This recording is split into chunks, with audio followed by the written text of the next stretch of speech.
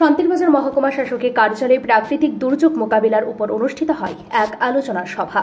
আগামী 21শে ডিসেম্বর বগাফা কেন্দ্রীয় বিদ্যালয়ে অনুষ্ঠিত হতে যাচ্ছে প্রাকৃতিক দুর্যোগ মোকাবিলার মহড়া।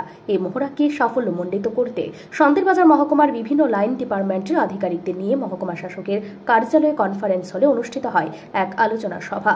আজকের এই আলোচনা সভায় উপস্থিত ছিলেন শান্তিরবাজার মহকুমা শাসক অভেদানন্দ বৈদ্য, মহকুমা পুলিশ আধিকারিক সৌগত চাকমা, ডিসিএম সৌমেন দেব, বগাফা কৃষি দপ্তরের তত্ত্বাবধায়ক রাজিত সেন, শান্তিরবাজার বন দপ্তরের আধিকারিক বাবুল মক সহ অন্যান্য ডিপার্টমেন্টের আধিকারিকরা। আজকের এই আলোচনা সম্পর্কে সংবাদ মাধ্যমের সামনে জানালেন শান্তিরবাজার মহকুমা শাসক অভেদানন্দ বৈদ্য।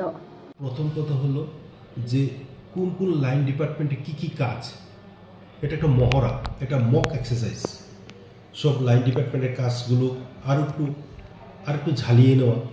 অ্যাকচুয়ালি যখন ভূমিকম্প হবে তখন কোন ডিপার্টমেন্ট তার কী কাজ ন্যস্ত আছে